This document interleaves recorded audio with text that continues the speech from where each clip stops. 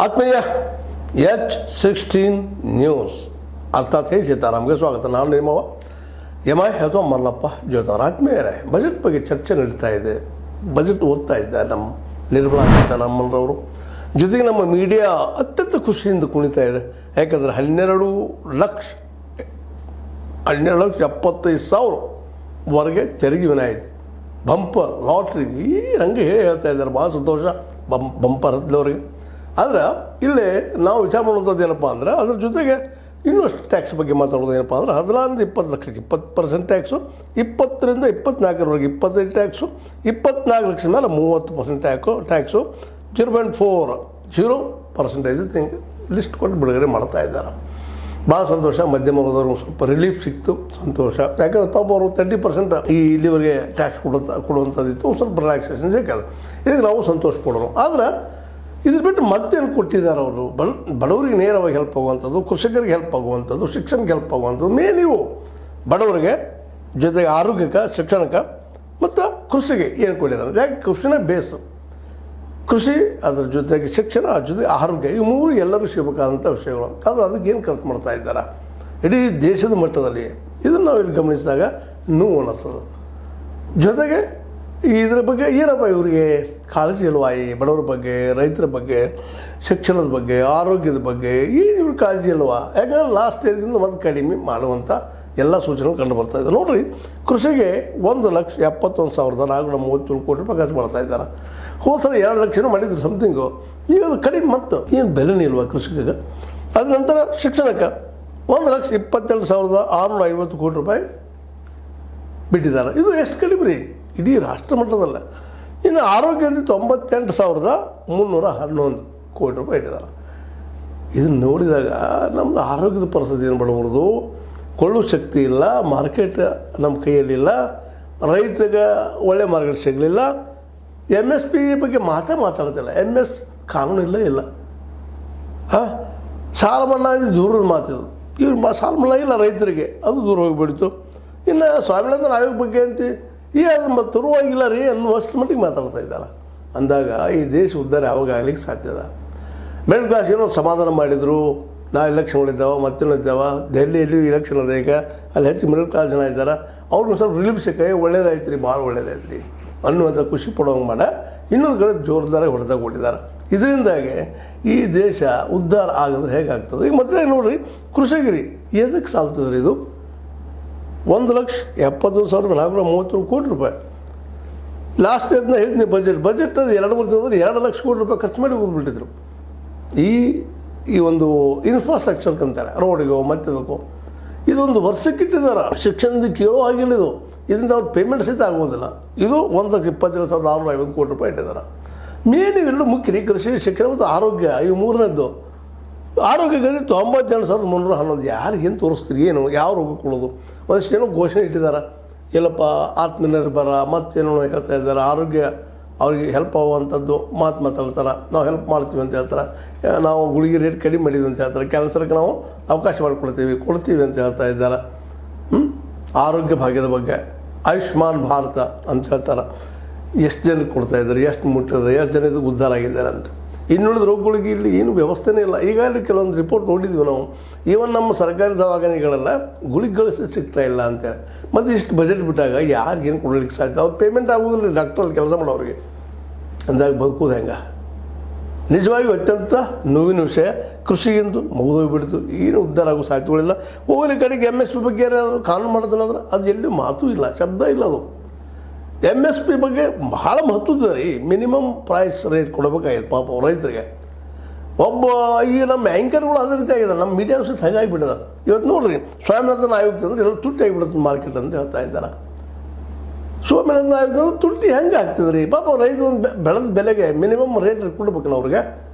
ಇಲ್ಲ, ರೈತ ಏನಾಗಲಿ ರೀ, ನಮ್ಗೆ ರೇಟ್ ಇರಬಾರ್ದು ಅನ್ನುವಂಥದ್ದು. ಇವ್ರು ಎಷ್ಟು ಪರ್ಸೆಂಟ್ ಇದ್ದಾರೆ ಈ ದೇಶದಲ್ಲ? 10-15%. ಅವರಿಗಾಗಿನೇ ಈ ಬಜೆಟ್ ಮತ್ತೊಮ್ಮೆ ಆಗಿದೆ. ಮತ್ತೇನಿಲ್ಲ ಇದ್ರೊಳಗೆ. ಈಗ ಹೇಳೋದ್ರಿಂದ ಕೆಲವೊಬ್ರು ನೋವು ಆಗ್ಬೋದು, ಬಟ್ ಈ ದೇಶ ಉಳಿಬೇಕಲ್ಲ, ಹೆಂಗೆ ಉಳಿಲಿಕ್ಕೆ ಸಾಧ್ಯದ? ಉಳಿದ 85-90% ಜನರಿಗೆ ಏನು ಇಲ್ಲಿಲ್ಲ ಏನು. ಇದು ಮತ್ತೊಂದು ಪ್ರೂವ್ ಆಗ್ತಾಯಿದೆ. ಸಾಲ ಮನ್ನಾದ ಬಗ್ಗೆ ಅಂತ ಮಾತಿಲ್ಲ. ರೈತರದಾಯಿತು, ರೈತರದ್ದು 72,000 ಕೋಟಿ ರೂಪಾಯಿಗಳನ್ನು ನಮ್ಮ UPA ಸರ್ಕಾರ ಇದ್ದಾಗ ಸೋನಿಯಾ ಗಾಂಧಿ ಮಾಡಿದ್ದು ಇವತ್ತು ಟೀಕೆ ಮಾಡ್ತಾ ಇರ್ತಾರೆ. ಅಷ್ಟು ಬಿಟ್ಟರು ಇಷ್ಟು ಬಿಟ್ಟರು ನಮ್ಮದೆಲ್ಲ ದೇಶ ಹಾಳು ಮಾಡಿದ್ರು ಹಂಗೆ ಮಾತಾಡ್ತಾರೆ. ಮತ್ತು ಇವ್ರಿಗೆ 27 ಲಕ್ಷ ಕೋಟಿ ರೂಪಾಯಿ ಸಾಲ ಈ ಕಾರ್ಪೊರೇಟ್ಗಳನ್ನು ಮನ್ನಾ ಮಾಡಿದಾರಲ್ಲ, ಇದಕ್ಕೇನಂತಾರೆ? ಇದ್ರ ಬಗ್ಗೆ ಯಾರೂ ಚರ್ಚೆ ಮಾಡ್ತಾ ಇಲ್ಲ. ಯಾಕಂದ್ರೆ ಇವತ್ತು ಮೀಡಿಯಾ ಸಹಿತ ಕಾರ್ಪೊರೇಟ್ಗೆ ಆಗೋದು ಎಲ್ಲನೂ ಚರ್ಚೆ ಇಲ್ಲ. ಇವೆಲ್ಲ ಇದು ಸಹಿತ ಹಿಂದಿನ ಒಂದು ಏನು ಬಜೆಟ್ ಇಲ್ಲ ಅದಕ್ಕಿಂತಲೂ ಒಂದು ರೀತಿ ಕನಿಷ್ಠ ಅಂದ್ರೂ ಅಡ್ಡಿ ಇಲ್ಲ. ಒಂದೇ ಸಮಾಧಾನ ಅಂದ್ರೆ ಮಿಡಲ್ ಕ್ಲಾಸ್ ಅವರು ಭಾಳಷ್ಟು ಮಾತಾಡ್ತಾಯಿದ್ರು. ಅವ್ರ ಧ್ವನಿ ಇದೆ, ಬಾಯಿ ಇದೆ, ಮತ್ತು ಏನೋ ಒಂದು ಹೊಸದು ಮಾಡಿದ್ದಾರೆ. ಅದಕ್ಕೆ ನಾವು ವೆಲ್ಕಮ್ ಮಾಡೋಣ ಅದನ್ನು. ಬಟ್ ಇಲ್ಲೇ ನಾವು ಇನ್ನುಳಿದವ್ರ ಬಗ್ಗೆ ವಿಚಾರ ಮಾಡಿ ನೋಡಿದಾಗ 80 to 90% ಜನರಿಗೆ ಈ ಬಜೆಟ್ನಿಂದ ಅಂತ ಹೇಳಿಕೊಳ್ಳುವಂಥ ಯಾವುದೇ ಅನುಕೂಲಗಳು ಇಲ್ಲ ಅಂತ ಹಳೆಯ ಪದ್ಧತಿ ಇದೆ ಮಂಜೂರಾಣೆ ಮಾಡುವಂಥದ್ದು ಬಜೆಟ. ಅದರ ಒಂದಿಷ್ಟು ಅಮೌಂಟ್ ಇರ್ಬೋದು ಹೋಗಿ ಬಿಟ್ಬಿಡ್ತಾರೆ. ತಮಗೆ ಯಾವುದು ಬೇಕು ಏನು ಬೇಕು ಅಂತೇಳಿ ಮುಂದೆ ಟ್ಯಾಕ್ಸ್ ಅಂತ ಆ್ಯಸ್ ಇಟ್ ಈಸ್ ಹೋಗುವಂಥದ್ದು. ಏನೋ ಮಿಡಲ್ ಕ್ಲಾಸ್ ಅವ್ರು ಹೆಲ್ಪ್ ಮಾಡಿದರು, ಅವರಿಂದ ಸ್ವಲ್ಪ ಏನೋ ಇದಾಗ್ಬೋದು. ಇನ್ನುಳಿದ ನಮ್ಮ ಈ ಇದರ ಬಗ್ಗೆ ಮಾತಿಲ್ಲ. ಇದ್ರೊಳಗೆ ಏನು GST ಬದಲಾಗಿ ಮಾತಿಲ್ಲ, GST ಕಡಿಮೆ ಮಾಡಿದಂತಿಲ್ಲ, ಇನ್ನುಳಿದ ಟ್ಯಾಕ್ಸ್ಗಳ ಬಗ್ಗೆ ಮಾತುಗಳಿಲ್ಲ. ಅಂದರೆ ಅವೆಲ್ಲ ಇನ್ನೂ ಹೆಚ್ಚಾಗೋ ಸಾಧ್ಯತೆಗಳಿದ್ದಾವೆ ಅಂತೇಳಿ. ಯಾಕಂದ್ರೆ ಕೆಲವು ನೆಲಕ್ಕೆ ಸುದ್ದಿ ಬಂದಿತ್ತು, ಈಗೂ ಅದು ಮಾತಾಡಲಿಲ್ಲ. 35% GST ಮಾಡೋದಾರ ಅಂತೇಳಿ ಈಗ ಮಾಡಿದಾರೋ ಗೊತ್ತಿಲ್ಲ. ಯಾಕೆ ಈಗಾಗಲೇ ವರ್ಷದ 42 ಲಕ್ಷ ಕೋಟಿ ಹೋದ ವರ್ಷದ ಏನು ಮಾಡಿದ್ರು ಈಗೂ ಹೆಚ್ಚು ಕಡಿಮೆ ಅಷ್ಟೇ ಆಗ್ತದೆ ಅದು ತೆರಿಗೆ. ಅದು ಈ ಸಲ 45 ಲಕ್ಷ ಕೋಟಿ ಈಗಾಗಲೇ ವಸೂಲು ಮಾಡ್ಕೊಂಡಿದ್ದಾರೆ ಹಿಂದಿನ ಬಜೆಟ್ದಂತ ಸುದ್ದಿಗಳಿದ್ದಾವೆ. ಈ ಎಲ್ಲ ನೆಲೆಯಲ್ಲಿ ಈ ಬಜೆಟ್ ಬಗ್ಗೆ ಭಾಳ ಅಪೇಕ್ಷೆ, ಭಾಳಷ್ಟು ಕನಸು ಕಾಣೋದ್ರಲ್ಲಿ ಏನೂ ಅರ್ಥ ಇಲ್ಲ. ಮತ್ತು ರೈತರ ಬಗ್ಗೆ ಅಂತ, ಶಿಕ್ಷಣದ ಬಗ್ಗೆ, ಬಡವ್ರ ಬಗ್ಗೆ ಇವ್ರು ಹೇಳ್ತಾ ಇದ್ದಾರೆ ಅಷ್ಟೇ. ನಮ್ಮ ಮಾಧ್ಯಮದವ್ರು ಹೇಳ್ತಾ ಇದ್ದಾರೆ ಬಡವ್ರಿಗೆ ಹೆಲ್ಪ್ ಆಗುವಂಥದ್ದು. ಬಡವರು 12 ಲಕ್ಷ ಇನ್ಕಮ್ ಅದ ರೀ, 10 ಲಕ್ಷ ಎಲ್ಲಿದೆ ಬಡವೊಂದು. ತಿಂಗಳಿಗೆ 3-4 ಸಾವಿರ ರೂಪಾಯಿ ಪಗಾರ ಬಿದ್ದರೆ ಹೆಚ್ಚಿನ ಪ್ರಸಂಗ ಬಂದದ. 5,000 ಇದ್ರಿಂದ ಮುಗಿದೋಗ್ಬಿಡ್ತು. 5,000 ಎಷ್ಟಾಯ್ತು? ವರ್ಷಕ್ಕೆ 60,000 ರೂಪಾಯಿ ಆಯಿತು. ವರ್ಷಕ್ಕೆ 60,000. ಇವರು ವರ್ಷಕ್ಕೆ 12 ಲಕ್ಷ ಟ್ಯಾಕ್ಸ್ ಇಲ್ಲ ಅದಕ್ಕಂತ ಹೇಳಿಬಿಟ್ರು. ಬಟ್ ಉಳಿದ ಕಡೆ ಎಷ್ಟು ಜನ ಇದ್ದಾರೆ ಇವರು ಟ್ಯಾಕ್ಸ್ ನಮ್ಮಂಥವ್ರು? ಇನ್ನು ಲೆಕ್ಕ ಟ್ಯಾಕ್ಸ್ನ ವರ್ಷ 10-15% ಇದ್ದಾರೆ. 10-15 ಇಲ್ಲ, ಅದು 10% ಇದ್ದಾರೆ. ಅವ್ರಿಗೇನೋ ಅನುಕೂಲ ಮಾಡಿದ್ರು. ಬಟ್ ಅದರಿಂದ ಅವ್ರಿಗೆ ಕೊಳ್ಳೋ ಶಕ್ತಿ ಹೆಚ್ಚಾಗ್ತದೆ, ಹೆಚ್ಚುಕೊಳ್ತಾರೆ. ಹಾಗೆ ಹೀಗೆ ನಮ್ಮ ಮೀಡಿಯಾನೂ ಅದು ಜಬರ್ದಸ್ತ್ ಹ್ಯಾಕ್ ಕ್ರಿಯೇಟ್ ಮಾಡ್ತಾ ಇದೆ. ಎಷ್ಟು ಮಟ್ಟಿಗೆ ಕೊಳಬಲ್ಲರು ಅವರು, ಏನು ಮಾಡಬಲ್ಲರು. ಭಾಳ ಕಾಸ್ಮೆಟಿಕ್ಕು ಮತ್ತೇನೋ ಕಾರ್ ಗಾಡಿನೋ ಏನೋ ತೊಗೊಳ್ಬೋದು ಅಷ್ಟೇ. ಅದರಿಂದ ಇನ್ನಷ್ಟು ಇಂಡಸ್ಟ್ರಿಗೆ ಹೆಲ್ಪ್ ಆಗೋದಿಲ್ಲ ಅಂತ ಅನ್ನೋದಿಲ್ಲ. ಬಟ್ ಅದು ಇಡೀ ಸಮುದಾಯಕ್ಕೆ ಒಟ್ಟಾಗಿ ಹೆಲ್ಪ್ ಆಗುವಂಥದ್ದಿಲ್ಲ. ಮತ್ತು ಉದ್ಯೋಗ ಸೃಷ್ಟಿಗಂತೆ ಇದಕ್ಕೆ ಕಾರಣಂತೆ ಆಗುವುದೂ ಇಲ್ಲ ಅಂತೇಳಿ. ಉದ್ಯೋಗ ಸೃಷ್ಟಿ ಆಗುವ ಸಾಧ್ಯತೆ ಎಲ್ಲ ಕಡಿಮೆ ಇದ್ದಾವೆ. ಬಟ್ ಏನಪ್ಪ ಅಂತಂದ್ರೆ ಇನ್ನೊಂದು ಮಾತು ನೋವಿಂದ ಏನಪ್ಪ, ಕೆಲವು ಆ್ಯಂಕರ್ಗಳು ಮಾತಾಡಿ ನೋಡಿದಾಗ ಸ್ವಾಮಿನಾಥನ್ ಆಯೋಗದಿಂದ ಒಂದು ದೊಡ್ಡ ಸಮುದಾಯ ಮೇಲೆ ಇರ್ತದನ್ನು ಅವ್ರ ಬೆಂಬಲ ಇಲ್ಲ. ಹೀಗಾಗಿ ಸ್ವಾಮಿನಾಥನ್ ಆಯೋಗ ಈಗಾಗಲೇ 3ಗೆ ಸೇರಿದ. ಮತ್ತು ಮೊದಲು ಗುಜರಾತ್ ಚೀಫ್ ಮಿನಿಸ್ಟರ್ ಇದ್ದಾಗ ಇದೇ ನಮ್ಮ ಮೋದಿಜಿಯವರು ಸ್ವಾಮಿನಾಥನ್ ಆಯೋಗ ಅಡಾಪ್ಟ್ ಮಾಡ್ತಂತ ಹೇಳಿದರು. ಇವತ್ತು ಅದ್ರ ಬಗ್ಗೆ ಮಾತುಕತೆ ಇಲ್ಲ.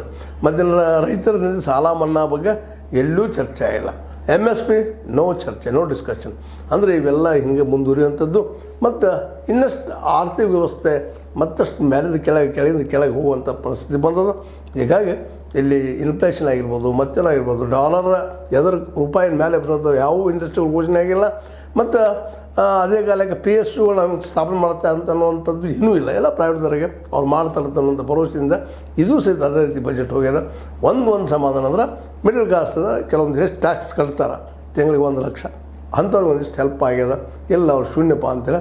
ಬಟ್ ಉಳಿದಂತೆ 16-20 ಲಕ್ಷಗಳ ಸಾವಿರಿಗೆ 20%, 20-24 ಸಾವಿರಿಗೆ 25%, 24 ಲಕ್ಷ ಮೇಲ್ಪಟ್ಟವ್ರಿಗೆ 30% ಟ್ಯಾಕ್ಸ್ ಕೊಡುವಂಥದ್ದು ಮಾಡಿದ್ದಾರೆ. ಇದು ಆ ಜನಕ್ಕೆ ಸ್ವಲ್ಪ ಹೆಲ್ಪ್ ಆದರೂ ಸಹಿತ ಒಟ್ಟಾರೆಯಾಗಿ ಬಜೆಟ ಮತ್ತು ಹಿಂದಿನ ಬಜೆಟ್ ರಿಪೀಟ್ ಅದ. ಹೋದ ಯಾವ ಖಾತೆಗಳಿದ್ದಾವೆ ಆ ಖಾತೆಗೆ ಸ್ವಲ್ಪ ದುಡ್ಡು ಹಾಕ್ಕೊಂಡು ಹೋಗುವಂಥ ಒಂದು ಪದ್ಧತಿನ ಮಾಡ್ಕೊಂಡಿದ್ದಾರೆ. ಆದರೆ ಒಂದು ಸಮಾಧಾನ ಏನಪ್ಪ ಅಂದ್ರೆ ಈ ಮಿಡಲ್ ಕ್ಲಾಸ್ ಅವ್ರಿಗೆ ಒಂದಿಷ್ಟು ಅನುಕೂಲ ಮಾಡಿ ಜೋರ್ದಾರಾಗಿ ಅದ್ರ ಪ್ರಚಾರ ಪಡಿತಾ ಇದ್ದಾರೆ ನಮ್ಮ ಮೋದಿ ಮತ್ತು ನಿರ್ಮಲಾ ಸೀತಾರಾಮನ್ ಅವ್ರ ಬಜೆಟ್ ಅಂತ ಹೇಳ್ಬೋದು.